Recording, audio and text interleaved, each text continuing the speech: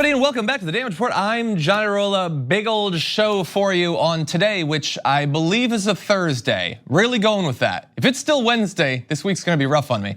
But anyway, we have a lot that we're gonna be talking about. Ryan Grimm is gonna be joining me a little bit later on, obviously contributed to the Young Turks, The Intercept as well. We're gonna be talking about some big news of the day, including Bernie Sanders' new immigration proposal. It is really something. We're gonna be giving you details on that. Bernie Sanders also launching an attack against Facebook after some new reporting of how they mishandled purposefully private data of their users for their own personal business interests.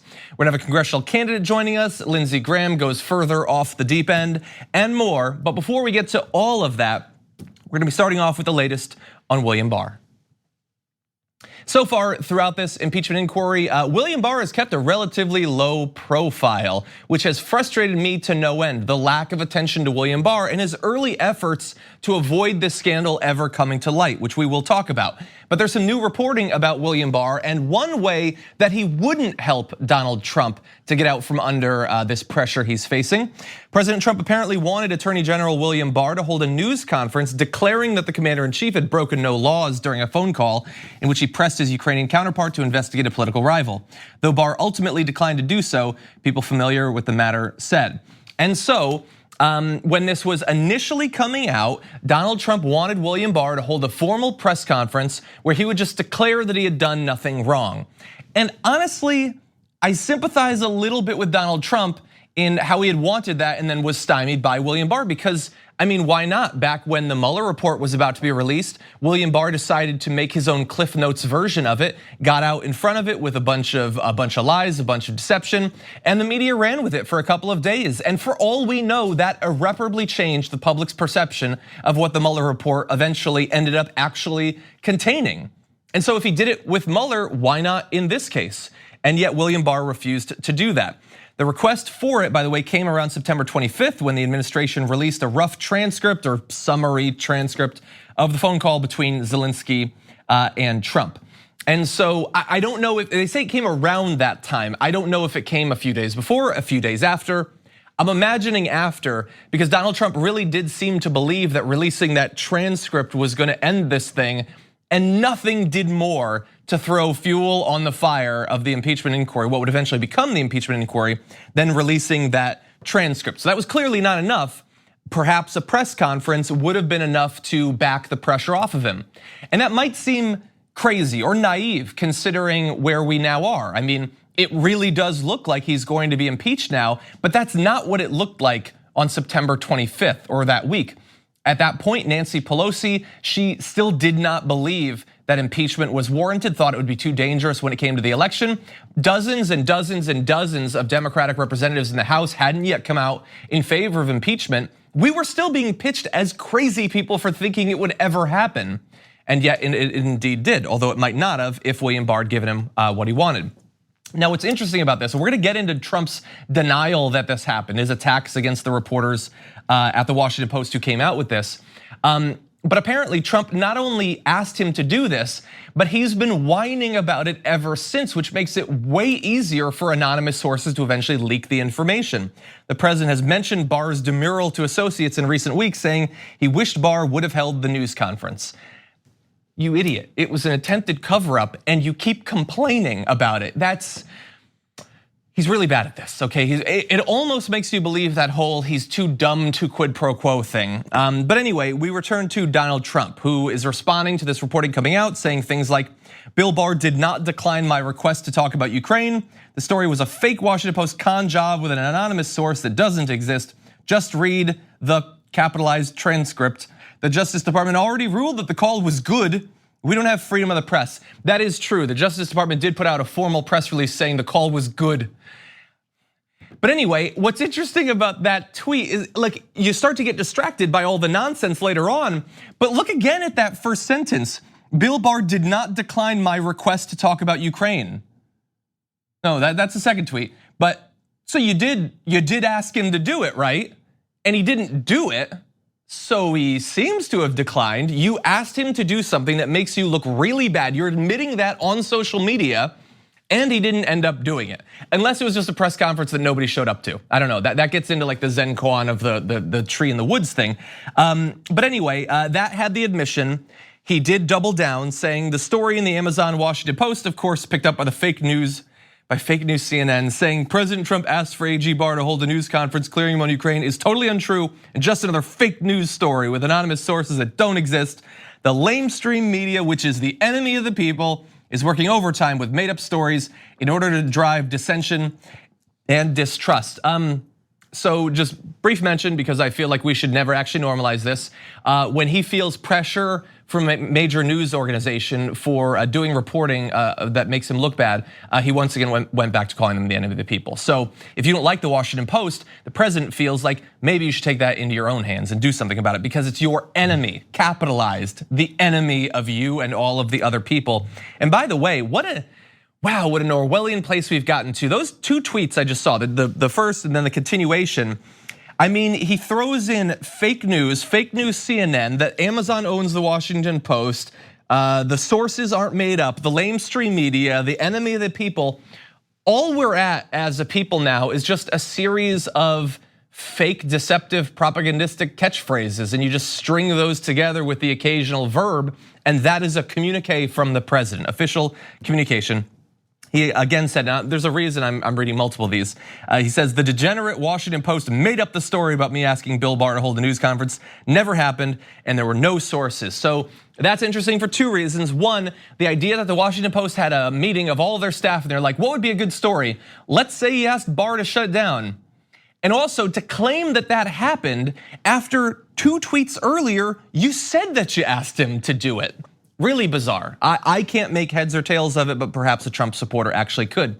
Now, the reason I read that he's done multiple tweets about this is that this reaction that he's having to this story is really strong. He's really incensed by it, and it reminds me, perhaps it reminds you, of how he responded to the story about James Comey being fired. Under seemingly very similar circumstances. With James Comey, he desperately wanted him to publicly clear him of any of the sort of shadow that was hanging over his presidency relatively early on in the months after his inauguration. That whole fight, by the way, did not work out well for Donald Trump. It is what, after all, launched the Mueller report. He also had a similar relationship with Jeff Sessions. Jeff Sessions committed one sin in the eyes of Donald Trump, and that was that he was not sufficiently loyal in publicly clearing Donald Trump of all of the accusations against him. And again, I'll go back to the core principle of fascism is loyalty to the individual. Donald Trump demands that. That is what he wants. And William Barr here is not being sufficiently loyal. Now, Trump has not thrown him under the bus yet. He hasn't fired him either, perhaps because William Barr has been very helpful to Donald Trump since he came into the administration. I mean, that was his only qualification, was that he would do what Sessions and Comey would not. We know, I already talked about what he did during the Mueller report, and it will be interesting to watch in the near future how that relationship plays out, because Barr did what he could initially before we even knew about this story to make sure that we never found out about it. When the whistleblower put forward his initial complaint, the DOJ crushed it. They were like, there's nothing to this. We're not gonna do any interviews. We don't care. There's nothing here. And under normal circumstances, that might have led to this story never happening, because we wouldn't be talking about any of this, because we wouldn't know about any of this. Thankfully, the whistleblower did not let it die there, and thus we end up where we're at. But William Barr, a guy who is implicated in this scandal, although nobody pays attention to it, from day one, before day one, has been trying to shut down any investigation into it. That is a massive conflict of interest, a conflict of interest that continues to this day because William Barr still heads the DOJ. And while he might have done the right thing in not doing this press conference, he's still there as a loyal Trump supporter who believes that his position as AG has nothing to do with an obligation to the American people and everything to do with an obligation to protect Donald Trump.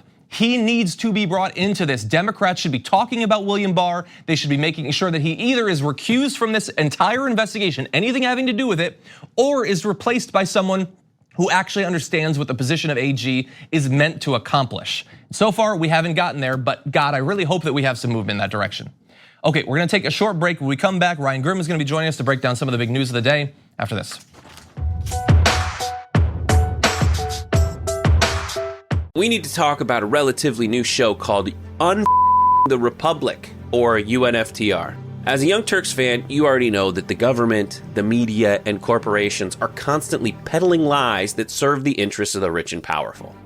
But now there's a podcast dedicated to unraveling those lies, debunking the conventional wisdom. In each episode of On the Republic, or UNFTR, the host delves into a different historical episode or topic that's generally misunderstood or purposely obfuscated by the so-called powers that be, featuring in-depth research, razor-sharp commentary, and just the right amount of vulgarity.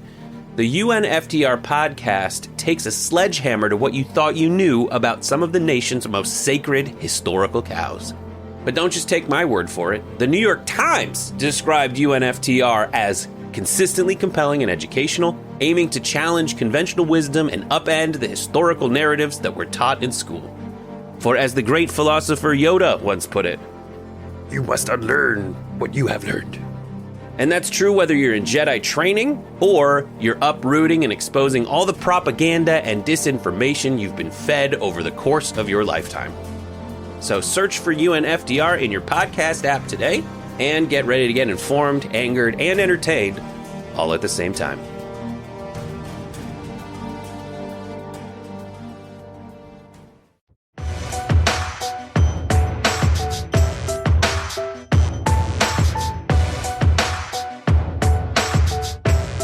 Today, Bernie Sanders is out with his immigration plan, and it is really something. There's a lot to it. We can't go in depth into everything, but to give an idea of how all-encompassing it is, it includes a call for the breakup of ICE and CBP, redistributes their functions to their proper authorities, reinstates and expands DACA, ends for-profit detention, calls for a full demilitarization of the border, obviously does not have funds for a wall, withholds federal contracts from employers found to be exploiting guest workers, ends workplace raids, and provides a legal path to citizenship within 5 years, among a number of other components. So this is really something.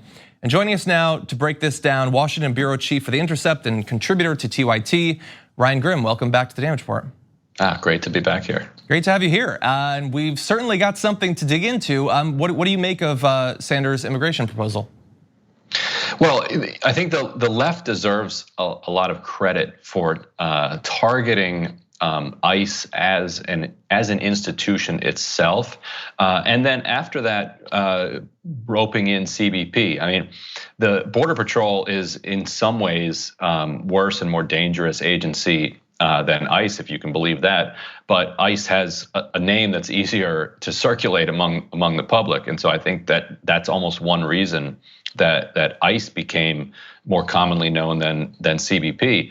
But credit where it's due, the focus is now on both of them, and the focus is on their rotten institutional culture. And it shows that progressives are starting to think about actually governing and running institutions.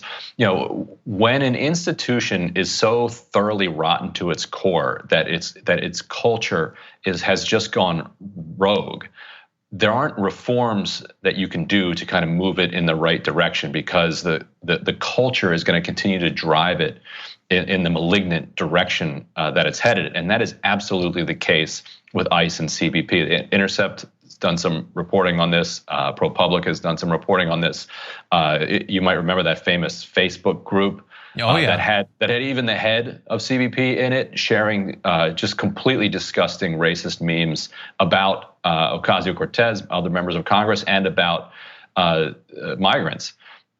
It showed just how racist the culture was, and once the culture has become that toxic, the only thing you can do to move forward is to burn it to the ground and build something new in its place. And what Sanders proposes is to move its various functions where they belong. Citizenship would be under the State Department. That makes sense. That's what the State Department does.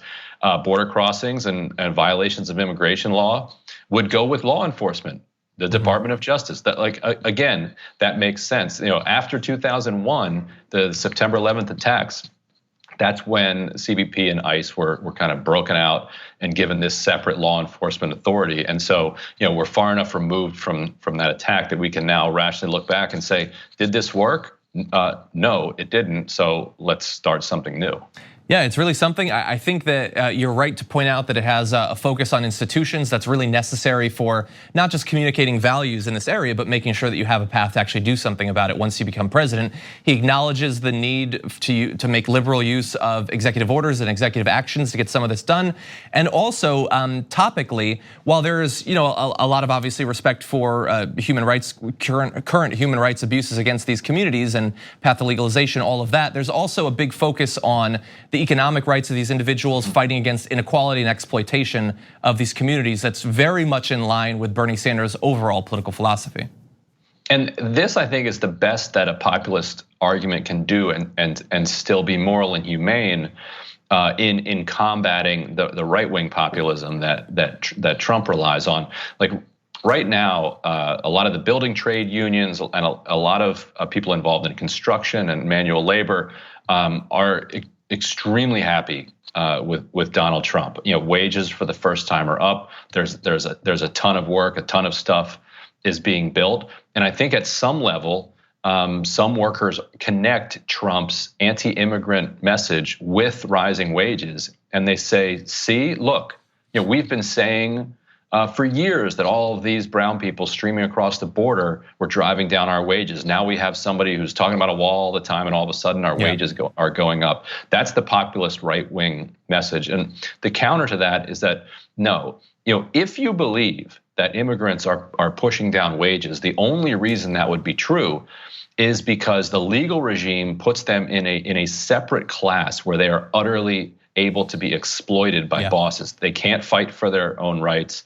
They can't unionize. They can't complain if their wages are stolen. They can't complain if they're being paid less than minimum wage because of the threat of violence and deportation against them. So if you give rights to that class and you bring them on a level to the rest of the working class, then you can't pit the elements of the working class against each other. And that's precisely why unions have always said that one of their biggest demands in NAFTA is that the Mexican government raise wages in Mexico. And that might sound counterintuitive to people. Shouldn't American unions focus on American wages? But no, if you can elevate Mexican wages, then companies don't have the opportunity to flee across the border and capture that cheap labor.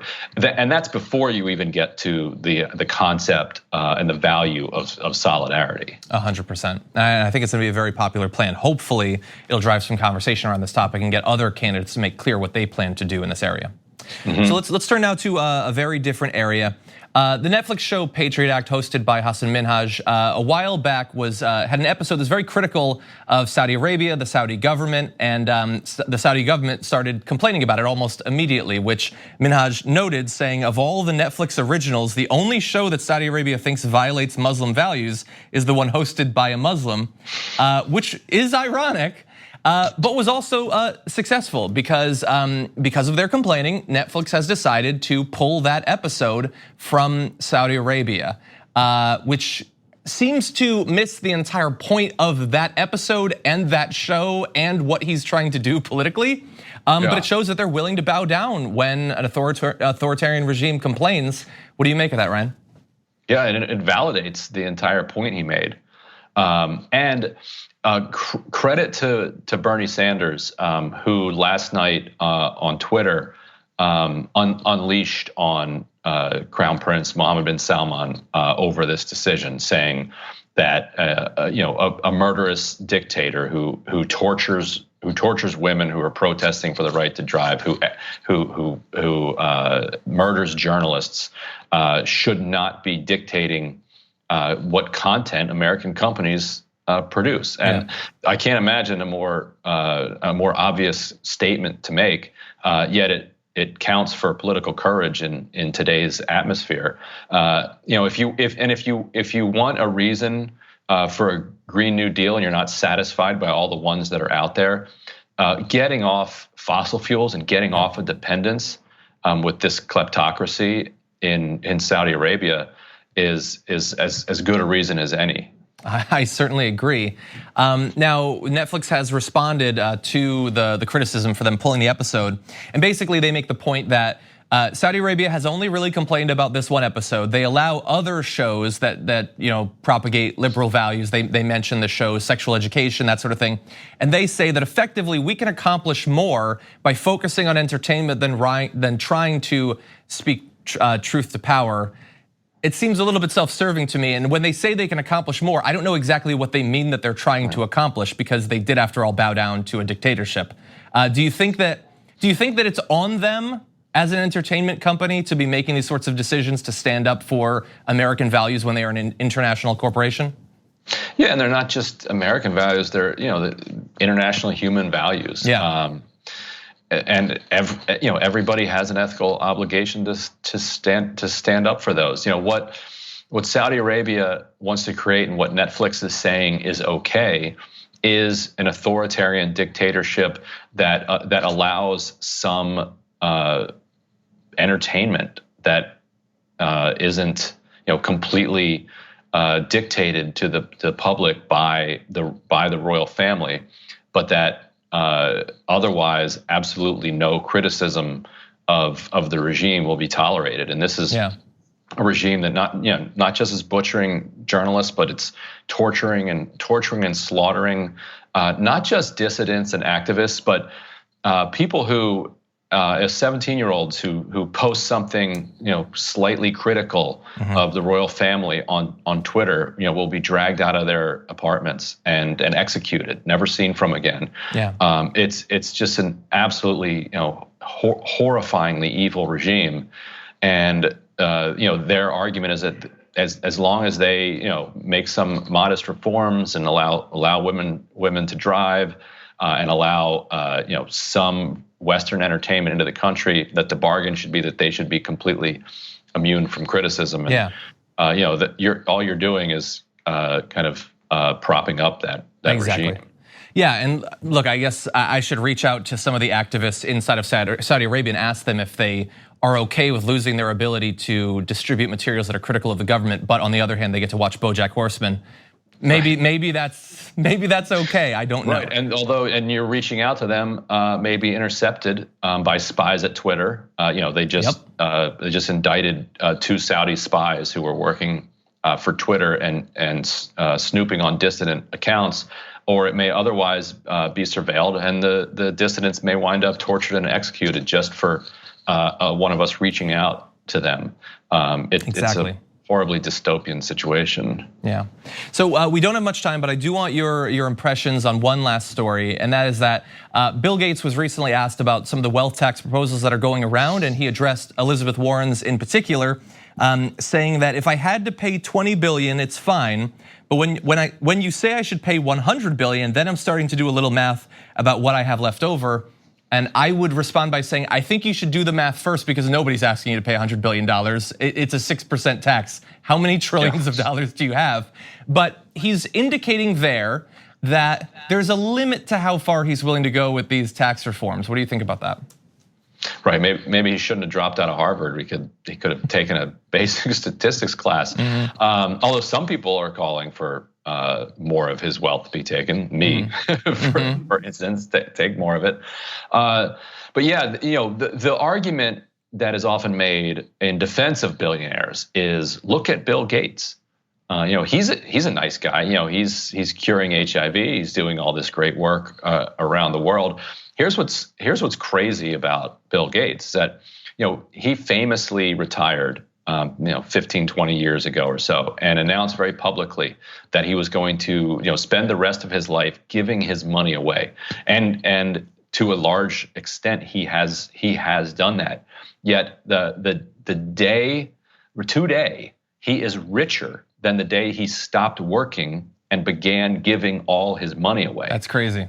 Which just shows you just the value of compound interest and passive income, and how the rich just continue to get richer without doing anything at all. And so, he's one more billionaire that is objecting to a billionaire tax, and one more reason that we should have one. Yeah, and look, obviously he's done a number of good things. I have a friend I went to college with who worked with the Bill and Melinda Gates Foundation in Africa to fight HIV. Like, he does good things, which I am willing to give him warm thoughts for. I'm not willing to give him a lifetime cessation on tax reform, especially when and he's supplanted government. He's his own private government in all of these countries, and in our own country, he dictates health and education policy. He may be doing it from a magnanimous, benevolent perspective, but it's utterly undemocratic. Yeah. Sorry, what were you saying? Well, I was just going to say, especially when a follow-up question was asked about if it was Warren and Donald Trump, who would you support?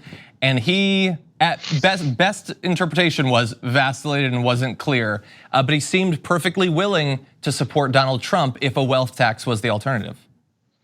Yeah, and it's revealing that somebody like him wouldn't just automatically say, no, I'm not going to vote for Donald Trump, and list the obvious reasons why it's wrong to support Donald Trump. He clearly has more money than he's ever going to be able to spend his entire life. But because there's a 6% tax on his wealth thrown out there, all of a sudden now he's wavering, or he actually would vote for Warren, and he's afraid of alienating the far right elements that support Trump, which isn't very impressive either. Because he said I would vote for the person who would bring the most professionalism to the White House, and that's not a very impressive code. No, I mean, they're clearly out of Elizabeth Warren and Donald Trump, one of those is professional, and the other just is Donald Trump.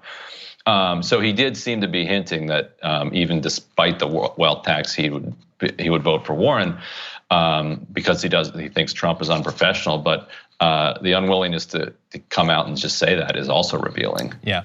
I expect that considering the strike back, he's probably going to have to release a second statement that's a little bit more clear.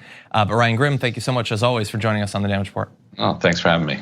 We're gonna take a short break here. When we come back, Bernie Sanders speaking out against some of the recent revelations involving Facebook and your private data after this.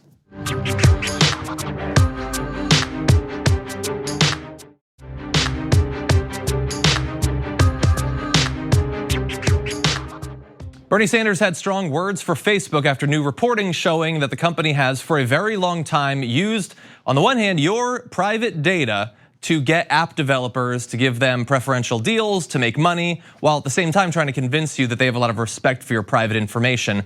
And the senator said, Facebook has incredible power over the economy and our political life.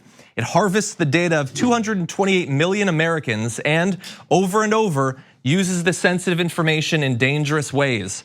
What we need is vigorous antitrust action and to break Facebook up. Now, I'm gonna give you the details on the reporting in case you haven't seen it, but note that he's not just criticizing them and he's not just calling for investigations. He's saying they need to be broken up, which is about as far as any politician in America has gone. Warren had attacked Facebook a little bit and received a ton of strike back from Zuckerberg, who apparently was allying with Buttigieg to oppose her. And so we'll have to see how he responds to Bernie Sanders. But let me tell you about this actual reporting. So Facebook apparently gave Amazon special access to user data because it was spending money on Facebook advertising. In another case, the messaging app MessageMe was cut off from access to data because it had grown too popular and could compete with Facebook. And I can't say for sure, but I'm imagining that the threshold for becoming too popular is pretty low because I've never heard of that app in my entire life, but apparently it was too big and it was becoming a threat to Mark Zuckerberg. But also notice there, when they said they gave them special access to user data because they were spending money on advertising, you are probably thinking as we talk about this story, wait, aren't they also in the news for allowing Donald Trump and other politicians to lie in their ads? Yes, and I am worried about the precedent they've set with these companies where if you spend enough money in ads, we will not only allow you to lie, but potentially give you access to private user data while lying to our user base about whether you can see that information or not. So we know about this because of a lawsuit. They got this trove of documents, thousands and thousands of documents, 7,000 pages in total, internal communications, emails, web chats, all of that. And in it, we found out that some employees at Facebook were bringing up their concerns about this. Doug Purdy, who was the director of product for Facebook at the time, described Zuckerberg as a master of leverage. Others said that it was basically Facebook had become a cast of Game of Thrones villains. One employee said that the competitive bucketing that Facebook was attempting to achieve with its platform is, quote, more than complicated, it's sort of unethical, with another agreeing, that feels unethical somehow. It just makes me feel like a bad person. Thank you for noting that. Do something about it while you can, because it's not just sort of unethical, it's wildly unethical and probably should be illegal if it isn't already. But what's even worse than that is while they're doing all of these deals with different apps and using your information as a bargaining chip with them specifically to make money, they're also lying to you about it. So Facebook was planning to publicly frame those exact deals as a way to protect user privacy. I don't know how they were going to do that, but apparently he's a master manipulator, so maybe he was going to come up with something. That's the bad news. All this reporting is the bad news. The good news is that in addition to national politicians like Bernie Sanders, who are calling for more accountability and potentially splitting up Facebook, state level efforts against the company have been proceeding as well. Facebook has apparently been under investigation by California officials over its privacy practices for more than a year, with State Attorney General Xavier Becerra saying on Wednesday they may be forced to turn over key documents. Becerra said the Attorney General's office had been investigating since spring of last year whether Facebook violated California law by deceiving users and misrepresenting its privacy practices, and that the company has continued to drag its feet and refuse to comply with the requests. In October, New York Attorney General Letitia James announced that 47 attorneys general from states and US territories plan to take part in a New York-led antitrust probe into Facebook. So their strategy at this point is to deceive you about what they're doing behind the scenes, and when it comes to official investigations, to drag their feet, not cooperate, not provide documents, and all of that. They can do that to a point, especially considering how much money they have, their donations to politicians, all of that. But once you get effectively all of these states' attorneys general across the entirety of our country, it should become a little bit harder to do that. And if we have the right politician leading our country and making sure that we keep the pressure on Facebook to do what it has always promised us it would do in regard to our private information, maybe some of those state level investigations can get to the bottom of what Facebook has been doing and we can have some actual substantive reforms. Okay, we're gonna take a short break. We come back, Christopher Armitage is gonna join us, congressional candidate for Washington's 5th District. We're gonna break down that race after this.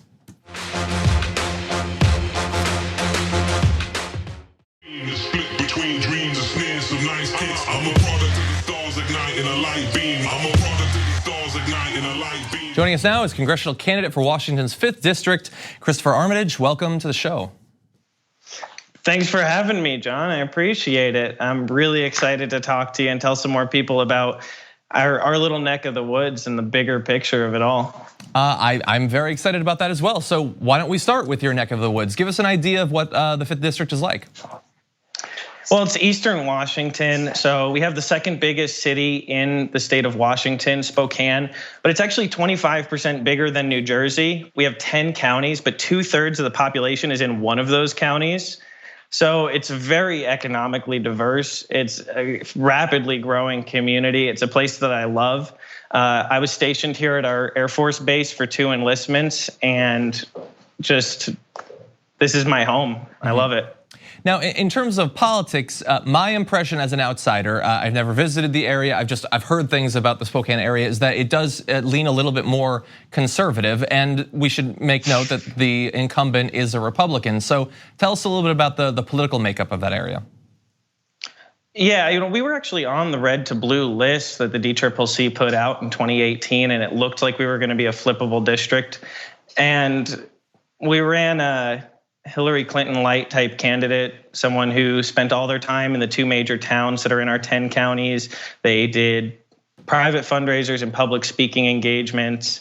A lot of people felt ignored, and it's not just money that wins these races. And like I said, this community is really diverse. When you travel up and down the district, I mean, in some of these rural counties, we've done events, and you'd be amazed how many serious, rabid progressives show up and are ready to actually win this race. Okay, so tell us now about how you're going to differentiate yourself from the 2018 effort. So what is your race going to be like? How did you get into this? Yeah, well, personally, I've made the pledge not to take any corporate money. I think it's important that we walk the walk. One of my big frustrations with our 2018 candidate was when she took corporate money. I a big reason why I decided to run was, as a working class guy, I can't give my vote to someone who's going to use my healthcare, my family's healthcare, my community's healthcare as a bargaining chip for political gain.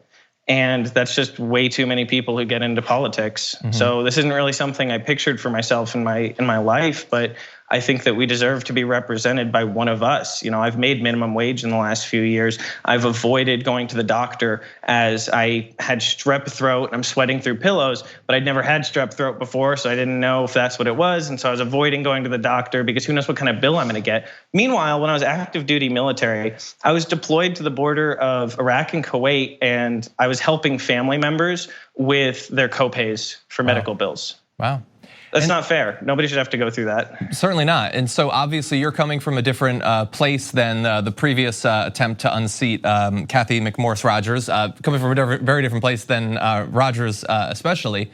And so what is she represented for the district? I know that she takes a lot of money from corporations, something you're not going to do, especially from dirty energy corporations. So what has she been for the district over the past few years? She's been an absentee. She votes with Trump 95% of the time. Wow. She shows up. She's not well liked. Even conservatives out here don't like her because they feel like she's not defending Trump enough. Or, a lot of our conservatives in this district are more libertarian leaning, and she's a more evangelical Republican. So she kind of on both sides. People really don't like her. She regularly has 2 or 3 Republican challengers. And so, she's voted against the ACA 50 times. Wow. We have rural hospitals up and down this district. They were not turning a profit. They were losing money every single year until the ACA. Now, every time she's voted against the ACA, she's voted against our rural hospitals. I experienced universal single-payer healthcare in the military, and it was great. I never worried. I please, anyone out there who knows someone in the military, no matter how conservative they are, ask them, do you feel cheated out of private insurance? Because they don't. You've been propagandized to. You didn't know how little choice you actually had while you were in there. How dare I? Exactly. So you've pointed out now that you've got in that area, you described them as rabid progressives. You also have some disaffected conservatives. So when you're out there and you're campaigning, what are some of the issues that you're focusing on to try to bring in either one or the other or both of those groups? Well, Medicare for All is very popular, even among our farming and rural communities. Underemployment and unemployment, especially in 5 of our 10 counties, are a massive, well, the underemployment in every county, but unemployment in some of our counties is over 10%. And that's just the people who are actively unemployed, haven't been out of the workforce for years. People need good jobs. That's why in our district, we're hosting Green New Deal forums. I'm a member of the Sunrise Movement. I helped organize the climate strike out here. We had 1,000 people in downtown Spokane show up for the climate strike. It was incredible. And so we're working with the Sunrise Movement to hold Green New Deal forums in every one of these counties and communicate to the rural communities how this is going to be the greatest economic stimulus package since World War II. It's going to rebuild our middle class. It's going to give people the chance to not just have jobs, but have good jobs. And that's a core part of my platform, is communicating to people. And even though, in our district, I mean, we have some people who, we had a state representative who is in our district who wrote a conservative manifesto basically calling for any man who's pro-choice to be killed. And we have armed conservative militias out here that are pretty serious. And that person who wrote that manifesto, who's a state representative from here, he was reported to the FBI for that by our Trump-supporting sheriff. Wow. And so it's pretty intense, but there's so much pushback. People are ready for the change. It's just we're not going to get there if we keep running candidates that people have to hold their nose when they vote for. Yeah. People want to vote for one of us. And that's what happens is everywhere we go in this community, we're seeing that when you listen to people, regardless of where they are on the spectrum, I see that we have more in common. I have more in common with them. Our campaign has more in common with them than their current representation. We're getting back to the working class core of this. And so we actually had a Speaker of the House from this district, Tom Foley. He lost his seat in '94 in the red wave after the assault weapons ban, and he is still a legend in this district. He was elected first in 1962, and the legend has it that he won by going to every single small town tavern and shaking hands with everyone in that tavern, no matter how conservative, and saying, "I'm Tom Foley and I'm running for the US House of Representatives." Well, you better start hitting up some taverns there. But anyway, it's been great getting a chance to know a little bit about you, Christopher, and your candidacy. If people would like to find out more about what you want to accomplish, if you get into the House, where can they go to find out more? I'd recommend going to armitageforcongress.com, ARMITAGEFOR, congress.com, and please consider contributing. Monthly recurring contribution of any amount. It's all grassroots, and a lot of the establishment out here doesn't believe that you can run a viable campaign without corporate money. We're here to prove them wrong. And in 2020, we will win. We're earning votes out there every day, and we get to replace a Republican with someone who supports the Green New Deal, single payer Medicare for all, tuition-free universities and trade schools. And I also want to mention, if I ever get the chance publicly, I totally support any TYT pledges that you guys want to throw my way. That would be awesome. Well, we have the economic pledge. Maybe we can talk about that sometime. Cool, thanks, John. Okay, thank you, Christopher, and good luck with the run. Appreciate it. We're gonna take one last break here. When we come back, a little bit on Lindsey Graham continuing to dip, dodge, and weave, not wanting to make clear why he continues to stick with the president when more and more evidence is coming out involving this Ukraine scandal. We'll have his latest media appearance after this.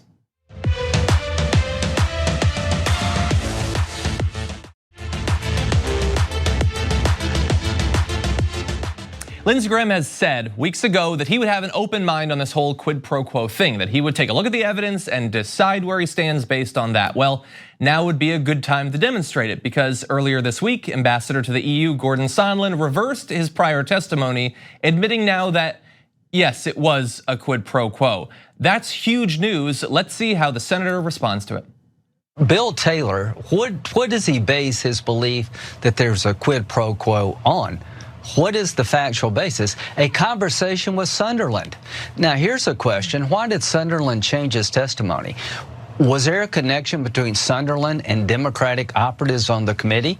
Did he talk to Schiff? Did he talk to Schiff staffers? I've been a lawyer for a very long time. When somebody changes their testimony, they suddenly recall something they didn't know before. It makes me incredibly suspicious. Why did Sunderland change his mind?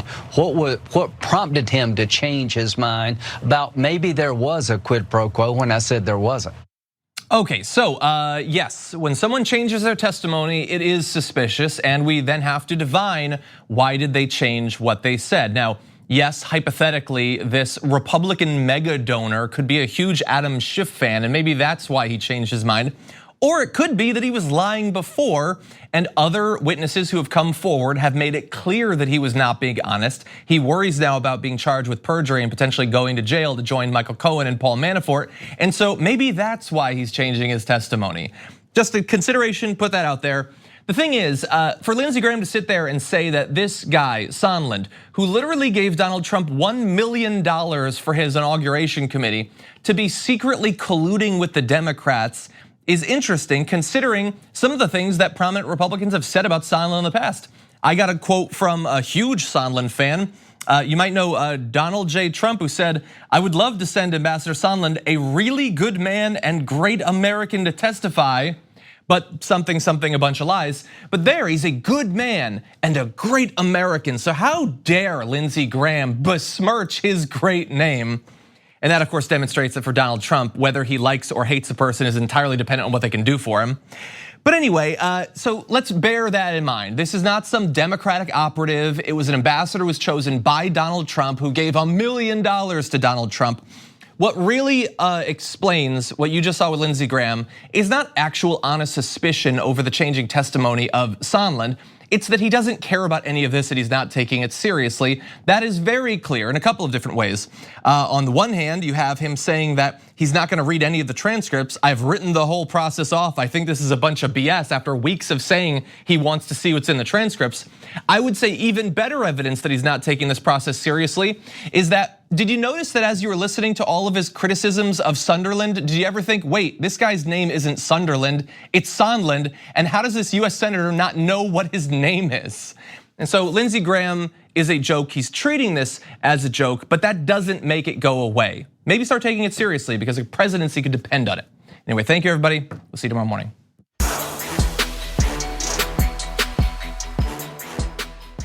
Thanks for listening to the full episode of The Damage Report. Support our work, listen ad-free, access members-only bonus content, and more by subscribing to Apple Podcasts at apple.co/TYT. I'm your host, John Adarola. I'll see you soon.